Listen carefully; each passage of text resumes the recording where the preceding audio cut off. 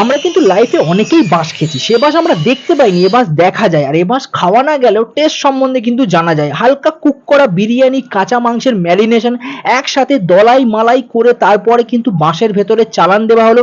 একই পরিণতি হয়েছিল বাম্বু চিকেনের ক্ষেত্রে। তারপরে কিন্তু কলা পাতা দিয়ে ভালো করে র্যাপ করে দেওয়া হলো। যেহেতু শালপাতার দামটা একটু বেশি, এতদিন ধরে যে জ্বালায় আমরা জ্বলছিলাম সেই জ্বালায় জ্বলছিল এই বাম্বু চিকেন। তারপরে ঝরঝর ঝরঝর ঝরঝর করে বেরিয়ে পড়লো বাম্বু বিরিয়ানি। আর বাম্বু চিকেনের ক্ষেত্রে যে গ্রেভিটা তোমরা দেখতে পাচ্ছ, এটা সম্পূর্ণ বাঁশের রস। 30 টাকা নিয়েছিল, 2 পিস চিকেন ছিল। বাম্বু বিরিয়ানিটা খেয়ে বাঁশের কোনো স্মেল পাইনি।